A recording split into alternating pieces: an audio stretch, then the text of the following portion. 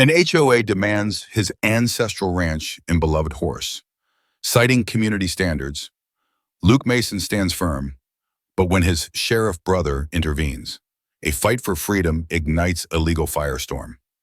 Unmasking shocking greed, you won't believe the courtroom showdown that determines one man's destiny against a corrupt system. Don't miss this. This is not a request, Mr. Mason. It's a final notice. Marlene Croft's voice, sharp as shattered glass, cut through the usually tranquil air of Luke Mason's porch.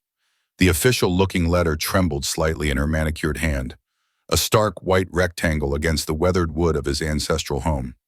Luke, 39, leaned against the porch railing, his worn denim jacket and faded jeans a testament to a life lived under the open sky, not within the sterile confines of HOA-regulated suburbia. His gaze, the color of a stormy sky, remained fixed on the sprawling Montana landscape that was as much a part of him as the callous skin on his hands. Generations of Masons had worked this land, their sweat and dreams seeping into the very soil. He wasn't about to let some overzealous committee, drunk on petty power, uproot him. And I'm telling you, Mr. Croft, Luke's voice was a low rumble, like distant thunder. This ranch ain't going nowhere, and neither am I. Marlene Croft, 58, and the self-appointed queen of the Willow Creek Estates Homeowners Association, bristled. Her perfectly coiffed silver hair seemed to stiffen.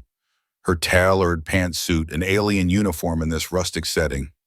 Willow Creek Estates, a recent cancerous bloom of sprawling, identical houses, had slowly encroached upon the Mason Ranch's borders over the past decade. Luke had tolerated their arrival, an unwelcome tide lapping at the shores of his heritage, but he'd never joined their association, never acknowledged their authority over his land. His ranch predated their meticulously planned community by nearly a century. Mr. Mason, she began, her tone dripping with condescension. Your property has become an eyesore. It doesn't align with the community standards we've all agreed to uphold. The unkempt fences, the rustic state of your outbuildings, and frankly, the presence of livestock so close to a residential zone are all violations. Luke almost laughed. Livestock. He ran a working ranch, not a petting zoo. His grandfather had run cattle here. His father too. Now it was mostly horses he bred and trained. Mustangs mostly. Symbols of the very freedom Marlene Croft seemed determined to extinguish. Community standards, he countered, gesturing to the vast expanse around them. My community is this land, these mountains, the sky. Your standards are a set of arbitrary rules designed to make every house look like it rolled off an assembly line. They are rules designed to protect property values. Mr. Mason, Croft snapped, her composure cracking. Something you clearly have no regard for. We've received numerous complaints. Your continued defiance is unacceptable. The HOA has voted. You have 30 days to bring this property into compliance, or we will take further action. That includes an offer to purchase, naturally, at a fair market value, considering its current condition. You mean an offer to steal it, Luke said, his voice hardening. This land isn't for sale. Not now, not ever. Then you leave us no choice, Marlene said, her eyes glittering with a predatory light. We will begin proceedings to have the property declared a nuisance, and if you refuse to vacate, we will involve law enforcement to ensure compliance. The threat hung heavy in the air. Luke knew HOAs could be vicious, wielding their bylaws like weapons. He'd heard stories from other old-timers who'd been squeezed out by similar tactics as suburbia sprawled. But this was different. This was his home. Over the next few weeks, the tension ratcheted up. Official-looking vehicles began to drive slowly past his property line, their occupants sometimes stopping to take photographs. Formal notices, printed on expensive letterhead and filled with legal jargon, started appearing in his mailbox, detailing fines for violations he had no intention of acknowledging. He ignored them all, continuing his daily routine mending fences where they actually needed it, training his horses, and tending to the small vegetable garden that supplied much of his food. his prize stallion. Thunder, a magnificent black Mustang with a spirit as untamed as the Montana winds, became his constant shadow. Thunder was more than just a horse. He was a legacy, a direct descendant of the wild herds his great-grandfather had admired. The horse was a living embodiment of the freedom Luke cherished, and the sight of him, powerful and proud, seemed to further infuriate the HOA. One crisp morning, as Luke was brushing Thunder in the corral, a sleek SUV pulled up to his gate. Marlene Croft emerged, flanked by two men in crisp, generic security uniforms, not county sheriffs, but private security hired by the HOA. Luke recognized them as a new, more aggressive tactic. "Mr. Mason," Marlene called out, her voice carrying an edge of triumph. "We have a new concern. Several residents have expressed fear regarding your animal." She gestured disdainfully at Thunder, who snorted and stamped a hoof as if understanding her insult. Luke straightened, placing a reassuring hand on Thunder's powerful neck. "Thunder's no threat to anyone who doesn't come looking for trouble. He's a large, unpredictable animal, Mr. Mason, and frankly, his presence is aesthetically unpleasing to the character of Willow Creek Estates. He is not, shall we say, in keeping with the visual harmony we strive for." Her lips curled into a smirk. "The HOA has determined that he poses a potential danger and is unsuitable for a residential adjacent area. We are here to escort him off the premises." Luke felt a cold fury rise within him, a dangerous calm settling over his features. This wasn't just about land anymore. They were coming for Thunder. "You're not touching my horse," he said, his voice dangerously quiet. "Oh, I think we are," Marlene purred. "We have the paperwork right here. He's a nuisance. A violation of HOA bylaws Section 7 subsection C, prohibition of large, non-domesticated, or potentially hazardous animals." She produced another document, waving it like a royal decree. "These officers are authorized to remove him." The two security guards, burly and impassive, unlatched the gate and began to step into the corral. Thunder, sensing the threat, tossed his head, his dark eyes flashing. He sidled closer to Luke, a low growl rumbling in his chest, a sound Luke had rarely heard from the usually gentle giant. "I suggest you step aside, Mr. Mason," one of the guards said, his hand resting on something holstered at his hip, a tranquilizer gun. Luke guessed. Luke didn't move. He simply stared them down, his silence more potent than any shout. The sun beat down, the only sounds the buzzing of insects and Thunder's agitated breathing. The air crackled with unspoken violence. He knew he was outnumbered, and these weren't reasonable people. They were zealots, enforcing their petty kingdom's rules with a terrifying lack of perspective. "This is your final chance, Mason," Marlene said, her voice strained. "Cooperate, or we'll add resisting HOA enforcement to your list of transgressions." Luke still said nothing. His mind raced. He could fight, but to what end? Assault charges, more legal trouble piled onto the mountain he was already facing. He was a law-abiding man, despite what Croft believed, but he would not let them take Thunder. That was a line he would not allow them to cross. Just as the guards took another step forward, their expressions hardening, the distinct sound of a powerful engine made them pause. A familiar black and white county sheriff's truck, lights not yet flashing but presence undeniable, rolled to a stop on the dirt road just outside Luke's gate. The driver's side door opened, and a tall figure in a crisp brown uniform and a Stetson hat emerged. Sheriff Jack Mason, Luke's older brother, surveyed the scene. His eyes, so like Luke's but carrying the weight of a different kind of authority, missing nothing. He didn't speak immediately, just let his presence settle over the tense standoff. Marlene Croft's smug expression faltered, replaced by a flicker of uncertainty. The HOA security guards visibly tensed, their bravado dimming under the gaze of actual law enforcement. Jack's eyes met Luke's for a brief, unreadable moment. Then, he turned his attention to Marlene Croft. "Ms. Croft," he said, his voice calm but resonant with authority, What seems to be the trouble here? The quiet ranch, moments before a tinderbox ready to ignite, suddenly felt like the calm eye of an approaching storm. The fight for Luke Mason's heritage, for his freedom, and for a loyal horse named Thunder, was about to enter a new, more dangerous phase. Marlene Croft, momentarily discomposed by the sheriff's arrival, quickly regained her sharp-edged confidence. She smoothed down the front of her already immaculate blazer, a gesture of reasserting her own perceived authority. "Sheriff Mason," she said, her voice a shade too sweet, "thank you for your timely arrival.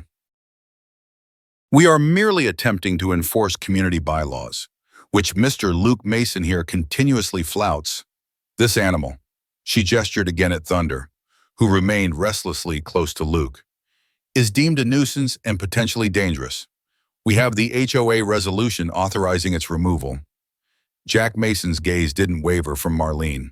He took a slow step forward, his polished boots crunching lightly on the gravel just outside the corral.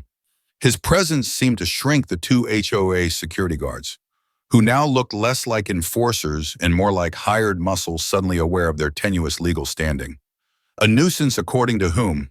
Ms. Croft, and dangerous based on what specific incidents reported to my office. According to the Willow Creek Estates Homeowners Association bylaws, Sheriff, Marlene stated, puffing up slightly. Section 7, subsection C, and we have numerous complaints from residents about its unnerving presence and potential for unpredictable behavior. "Unnerving presence," Jack repeated, a faint note of incredulity in his voice. He glanced at Thunder, who met his gaze with intelligent, calm eyes, then back at his brother, who stood like stone, his hand still resting on the stallion's powerful shoulder. Luke's expression was a mask of stoic defiance, but Jack knew his younger brother. Beneath the surface, a storm of emotion was undoubtedly raging. "Ms. Croft, my office has received no official complaints regarding this specific animal being a public menace. Has he attacked anyone, damaged property outside of my brother's own land?" "Well, no, not yet," Marlene conceded, a hint of frustration creeping in. "But the potential is there. It's an issue of preventative measures, Sheriff, and maintaining the aesthetic and safety standards our residents expect and pay for." She held up the HOA document again. "This resolution gives us the authority." Jack raised a hand, a simple gesture that nonetheless cut her off mid-sentence. "Miss Croft, with all due respect to the Willow Creek Estates HOA and its internal governance, your bylaws do not supersede county and state law. My brother's property, as I understand it, predates your entire development by several decades and is not, nor has it ever been, formally incorporated into your association or subject to its covenants by his consent." He paused, letting his words sink in. "Unless you can provide me with a court order, signed by a judge, mandating the seizure of private property, in this case, livestock, based on proven public safety violations under Montana law, your resolution carries very little weight out here." Marlene's face tightened, her perfectly applied lipstick seeming to crack at the edges. "This is an outrage. We have a legal right to enforce our community standards. This ranch is devaluing our properties." "That sounds like a civil matter for the courts, Mr. Croft, not a law enforcement action for animal seizure based on aesthetic preference," Jack stated calmly. He then turned his attention to the two HOA security personnel. "And as for you gentlemen, what is your legal authority to enter private property and attempt to confiscate an animal without the owner's consent or a warrant from a competent court?" The two guards exchanged uneasy glances. The taller one, who had seemed more confident earlier, cleared his throat. "We were contracted by the HOA, Sheriff. We were told they had the authority." "Being told and having are two different things," Jack said, his voice hardening slightly. "Attempting to remove livestock from private property without legal sanction can be construed as attempted theft or trespassing. Among other things, I suggest you both return to your vehicle and remain outside my brother's property line." The guards, clearly out of their depth and unwilling to challenge a uniformed sheriff, mumbled their acquiescence, and quickly retreated from the corral gate, their earlier bluster completely deflated. They backed out, latched the gate, and walked briskly to their SUV, pointedly avoiding eye contact with Marlene Croft. Marlene watched them go, her expression a mixture of fury and disbelief. "You're siding with," she hissed, turning back to Jack. "Your own brother. This is a clear conflict of interest. Sheriff, I'm upholding the law, Miss Croft," Jack replied, his tone even. "The same law that applies to every citizen in this county, including my brother and including you. If you believe a legitimate legal nuisance exists, you have avenues to pursue that through the courts, but you cannot take the law into your own hands. Nor can you use HOA regulations to supersede established property rights and due process." Luke finally spoke, his voice hoarse but firm. "Thunder stays. This is his home." Marlene shot Luke a look of pure venom. "This isn't over. Mason, not by a long shot. The HOA will not be intimidated. We will pursue every legal avenue. You will regret this." Her eyes scanned the small gathering of neighbors who had begun to drift closer, drawn by the commotion. Their faces were a mixture of curiosity, concern, and for some of the older residents who remembered the valley before Willow Creek, a subtle sympathy for Luke. Marlene clearly registered their attention, her public humiliation fueling her rage. "You can try," Luke said quietly, meeting her glare, with a final, frustrated huff. Marlene turned on her heel and marched back to her own luxury sedan parked behind the security vehicle. She slammed the door with such force that it echoed across the quiet pasture. The security SUV started its engine and quickly drove away, followed by Marlene's car, leaving a plume of dust in their wake. Silence descended, thick and heavy. Luke let out a breath that he hadn't realized he was holding, his shoulders slumping slightly. Thunder nudged his arm gently, as if sensing the release of tension. Jack walked over to the corral fence, his gaze softening as he looked at his brother. "You all right, Luke?" Luke nodded, managing a wry smile. "Peachy, just another Tuesday. Thanks. Jack, you didn't have to." "Yeah, I did," Jack interrupted, his voice losing its official tone and becoming that of an older brother. "Doesn't matter what squabbles we've had, Luke, that woman was way out of line, and those goons she hired were about 2 seconds from committing a felony." He leaned against the fence. "But she's right about one thing, this isn't over. Croft is tenacious, and she's got the HOA money and a board full of people who probably think just like her. They'll be back, with lawyers next time, not just rent-a-cops." "Let 'em come," Luke said, stroking Thunder's mane. The stallion let out a soft whicker, pressing his head against Luke's chest. "They want to fight, they'll get one." The impact of the morning's confrontation rippled through the small community. News of Marlene Croft's failed attempt to seize Thunder and Sheriff Mason's intervention spread quickly. Some of the newer Willow Creek residents, those who had bought into the HOA's vision of pristine uniformity, grumbled about the eyesore ranch and the preferential treatment given to the sheriff's brother. They felt their property values were genuinely threatened by the ranch's unruly nature. However, a different sentiment began to stir among others, some longtime Valley residents, and even a few of the more independent-minded newcomers to Willow Creek.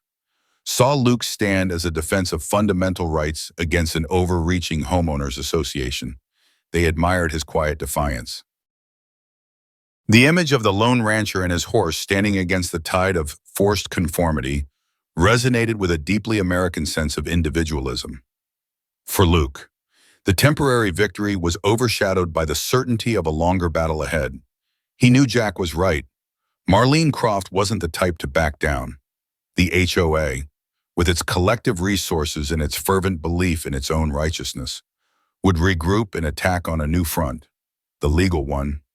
His ranch, his heritage, and his bond with Thunder were now officially in the crosshairs, as the sun climbed higher, casting shorter shadows.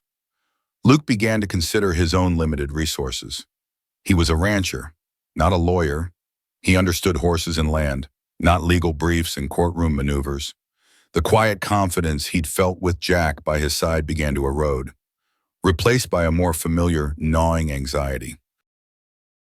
The problem wasn't just Marlene Croft anymore. It was the system she represented, a system that seemed designed to crush the individual under the weight of collective standards. And now, the twist was that the fight had escalated beyond simple intimidation. It was becoming a declared war of attrition, one he wasn't sure he was equipped to win. The legal papers, he knew, would arrive soon enough, true to Jack's prediction. The official-looking envelope arrived less than a week later. It wasn't just a letter, it was a thick packet of legal documents. A summons notifying Luke Mason that the Willow Creek Estates Homeowners Association was formally petitioning the county court to declare his property a public nuisance. Appended were demands for immediate remediation of numerous alleged violations, the permanent removal of all non-domesticated animals, a clear targeting of Thunder and his other horses, and substantial daily fines for non-compliance. The language was cold, impersonal, and threatening, filled with citations of obscure county ordinances and HOA bylaws Luke had never agreed to. He spread the papers across his worn kitchen table, the legal jargon a stark contrast to the rustic simplicity of his home. A knot tightened in his stomach. This wasn't about aesthetics or property values anymore, if it ever truly had been. This was a calculated legal assault designed to break him, to force him off the land his family had bled for.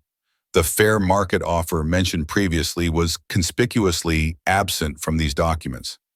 Now, it was all demands and threats. Luke wasn't a man easily given to despair, but the weight of the legal machinery grinding against him felt immense. He spent days poring over the documents, trying to make sense of the dense legalese. He considered hiring a lawyer, but the few local attorneys he knew specialized in wills or minor disputes, not drawn-out, expensive battles with well-funded HOAs. The nearest city with lawyers experienced in such matters was hours away, and their retainers, he imagined, would be crippling. His resistance, initially a defiant stand on his own porch, now had to evolve. He couldn't just say no anymore. He needed a strategy, a defense.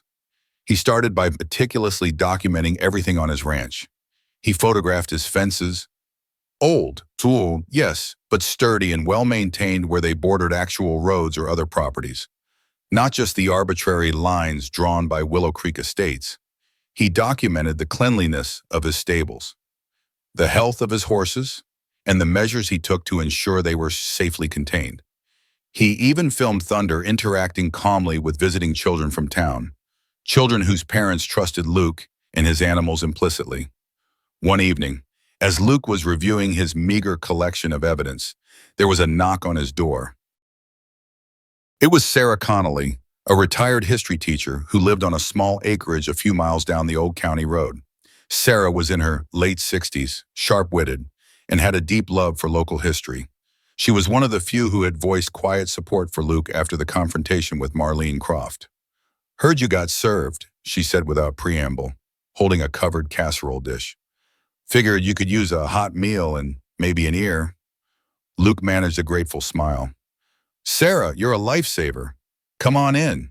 And yes, served is the understatement of the year, more like bombarded, over a hearty meal of shepherd's pea. Luke laid out his predicament. Sarah listened patiently, her brow furrowed in concentration. When he was done, she tapped a thoughtful finger on the HOA's legal documents. "Marlene Croft," she mused. "She's relatively new to the valley. Isn't she, maybe 10? 12 years came in with that first wave of Willow Creek development. Bought one of the biggest lots." "Something like that," Luke confirmed. "Why, Mama? Because people like that, who arrive and immediately want to change everything to suit their narrow vision, often have skeletons, or at least agendas that go beyond community standards." Sarah leaned forward. "This isn't just about your unkempt ranch, Luke.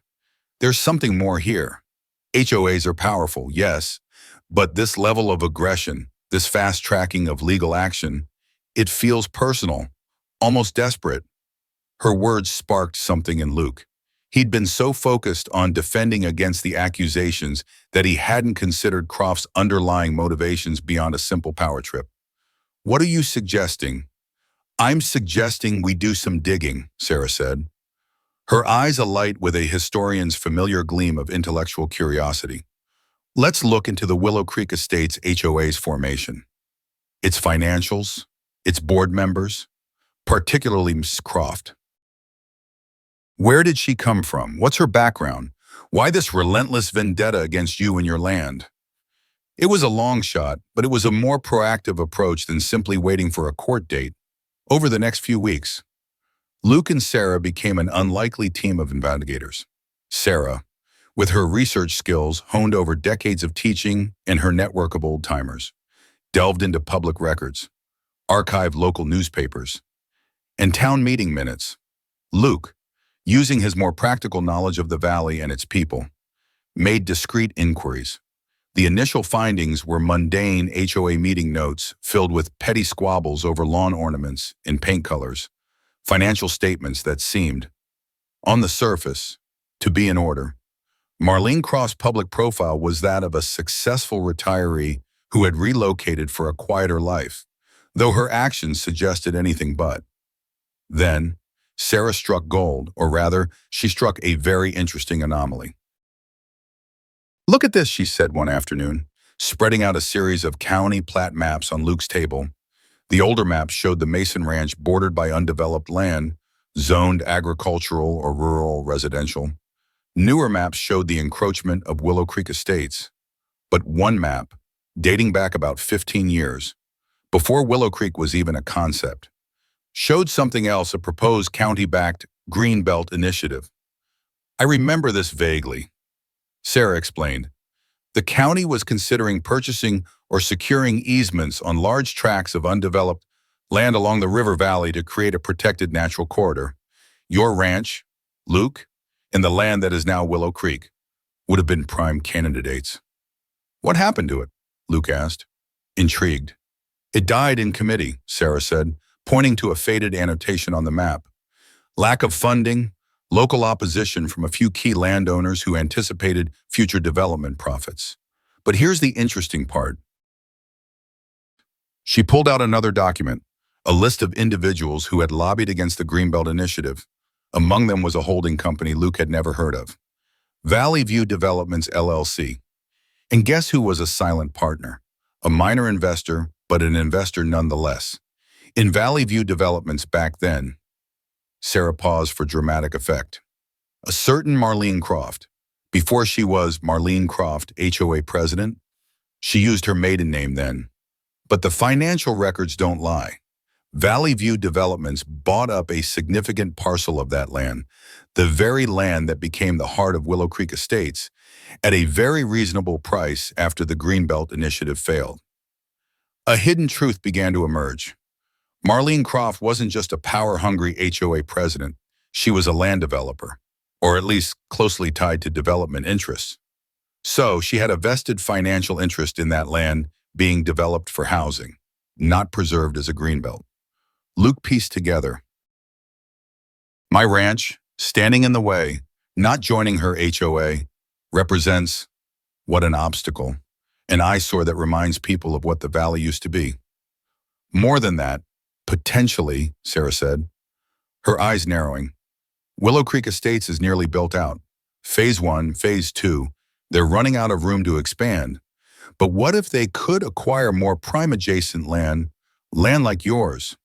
Luke, if your ranch is declared a public nuisance and you're forced out, or forced to sell cheap due to legal pressures and fines, who do you think would be waiting in the wings to snap it up? The pieces clicked into place. This wasn't just about community standards, it was a land grab, cloaked in the righteous indignation of HOA bylaws. Marlene Croft wasn't just trying to control him, she was trying to dispossess him, likely for future development or to consolidate the aesthetic and financial control of the entire Willow Creek area, making it more attractive for further high-end sales. His ranch wasn't just an eyesore to her, it was a prime piece of real estate blocking her long-term financial ambitions. This revelation shifted the power dynamic. if only in Luke's mind for now. He was no longer just a victim of arbitrary rules. He was a target in a calculated scheme. The anger that had been simmering within him now had a clear focus. He wasn't just fighting for his home. He was fighting against greed and deception, armed with this new understanding. Luke felt a surge of renewed determination. He still needed a proper legal defense, but now he had something more, a potential counter-narrative. Marlene Croft wasn't the benevolent community leader she portrayed herself to be. He decided it was time to talk to Jack again, not just as a brother, but as the sheriff. This went beyond HOA disputes. If Croft had used her position and the HOA's resources to manipulate a situation for personal or associated financial gain, there might be legal improprieties that Jack's office could investigate. Meanwhile, the court date loomed. The pressure was still immense. The neighbors remained divided. Some saw Luke as a stubborn holdout, others as a symbol of resistance. Thunder. Oblivious to the legal complexities, but acutely aware of Luke's shifting moods, stayed close, a comforting, powerful presence. Luke would often bury his face in the stallion's dark mane, drawing strength from his unwavering loyalty. The revelation about Marlene Croft's background and potential financial motives provided Luke with a weapon he hadn't possessed before: knowledge. He now understood the why behind her relentless crusade. It wasn't just about enforcing rules. It was about profit and control, hidden beneath a veneer of community betterment. The fight was far from over, but for the first time, Luke saw a potential path through the legal minefield, a way to expose the hypocrisy at the heart of the HOA's attack. The quiet rancher was preparing to fight back with more than just stubbornness. He was preparing to unmask his opponent. The courtroom was smaller and more mundane than Luke had imagined, yet it felt like a coliseum where his entire life was to be judged. Marlene Croft sat ramrod straight beside a slick city lawyer who exuded an air of expensive confidence. On the other side, Luke sat with Sarah Connolly, who, while not a lawyer, had helped him organize his defense into a surprisingly coherent presentation. He'd also, at the last minute, received an offer of pro bono counsel from a young, idealistic attorney from Bozeman who'd heard about his case through the grapevine and was eager to challenge HOA overreach. Her name was Eliza Hayes, and her sharp eyes missed nothing. The HOA's lawyer presented first, painting a picture of Luke's ranch as a dilapidated, dangerous blight on the otherwise pristine Willow Creek estates.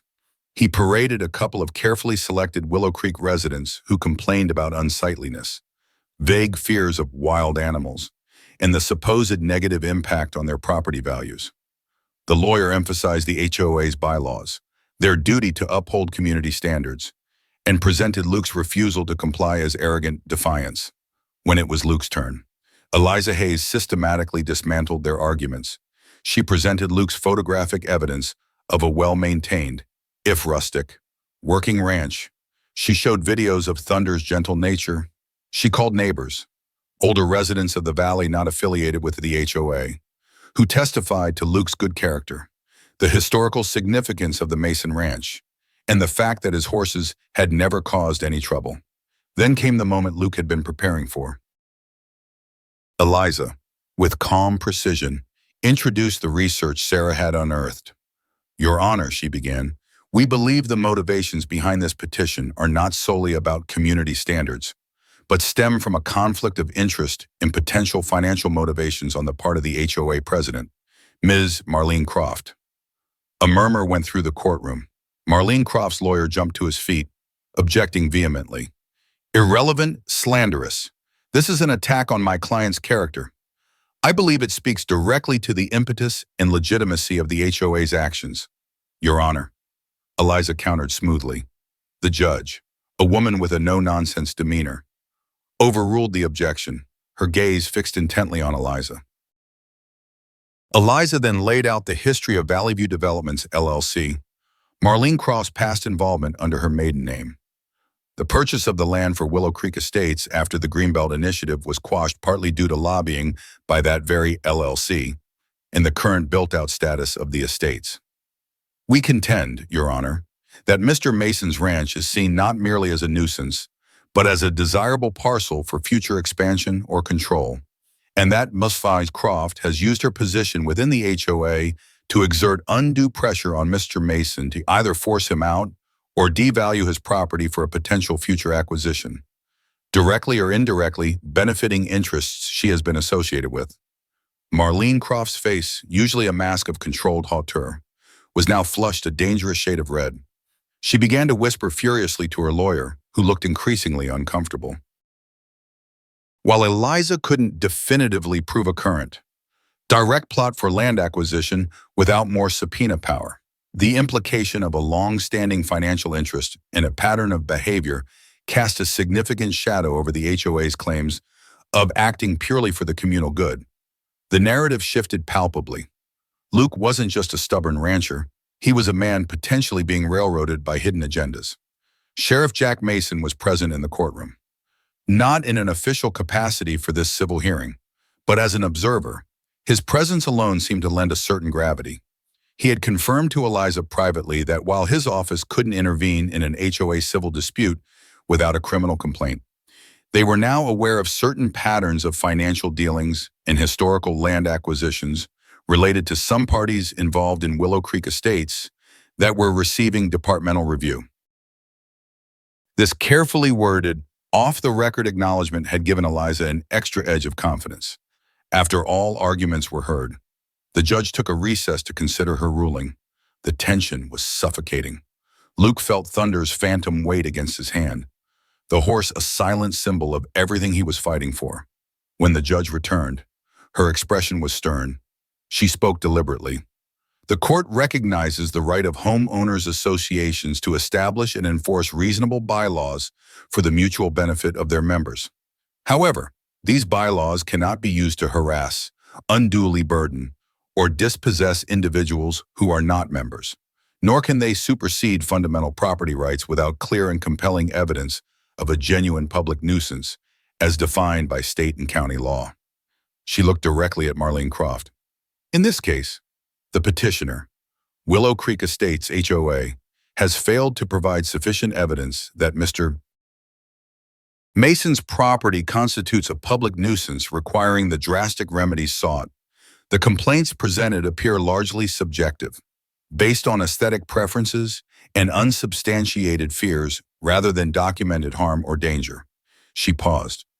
Furthermore, the evidence presented regarding potential conflicts of interest on the part of the HOA leadership, while not the primary basis for this ruling, does raise concerns about the motivations behind this petition. Therefore, the judge declared, her voice ringing with finality, the petition to declare the Mason property a public nuisance is hereby dismissed. A gasp went through the courtroom, followed by a wave of relieved murmurs from Luke's supporters. Luke felt his knees almost buckle, a profound wave of exhaustion and elation washing over him. Eliza gripped his arm, a triumphant smile on her face. Sarah was openly weeping with joy. Marlene Croft sat frozen, her face ashen. Her lawyer tried to speak, perhaps about an appeal, but the judge cut him off. This matter is concluded. The hero, Luke Mason, had not only stood his ground, but, with help, had turned the tables, exposing the rot beneath the polished veneer of his adversary. Marlene Croft's fall was swift and public. News of the judge's ruling and the implications of her hidden financial interests spread like wildfire not only through the valley, but also within Willow Creek Estates itself. Many residents, who had simply wanted a pleasant community and had been swayed by Croft's strong personality, were appalled. They hadn't signed up to be tools in a personal vendetta or a land grab scheme. An emergency HOA meeting was called within days, faced with overwhelming disapproval and calls for her resignation. Marlene Croft's reign as HOA president came to an unceremonious end. Her carefully constructed world of control and self-importance shattered. The whispers suggested she quickly put her own oversized Willow Creek house on the market. The community she had sought to dominate ultimately rejected her brand of leadership. Luke returned to his ranch. The weight of the world lifted from his shoulders. Thunder greeted him with an affectionate nuzzle, as if understanding the victory The land felt different now, more his own than ever before, consecrated by the fight to keep it. The neighbors who had supported him stopped by with congratulations. Even a few Willow Creek residents, sheepishly, offered apologies or words of newfound respect. The battle had redrawn lines in the community, not just between the ranch and the development, but between those who valued freedom and heritage, and those who prioritized conformity and control. Sheriff Jack Mason stopped by a few evenings later, not as a lawman, but as a brother. They shared a quiet beer on the porch, watching the sunset paint the Montana sky. "Heard Croft's skipping town," Jack said. Taking a sip, Luke nodded. "Heard the same." "Good riddance," Jack said. "Some people just can't stand it when the world doesn't bend to their will." He looked at Luke. "You did good, little brother. You stood for something." "We stood for something," Luke corrected, thinking of Sarah, Eliza, and even Jack's timely initial intervention. The air was clear. The only sounds the chirping of crickets and thunder's contented oscillas from the nearby pasture. Luke Mason, the quiet rancher, had faced down the forces of greed and oppression, not with weapons, but with resilience, truth, and an unbreakable bond with his heritage and his horse. His victory was a testament to the enduring power of individual liberty against the tyranny of petty despots. A quiet but profound assertion that some things, like freedom, legacy, and a loyal stallion, were simply not for sale, no matter how many bylaws were thrown against them. The ranch remained, a bastion of independence, its future, and thunders, secure under the vast Montana sky.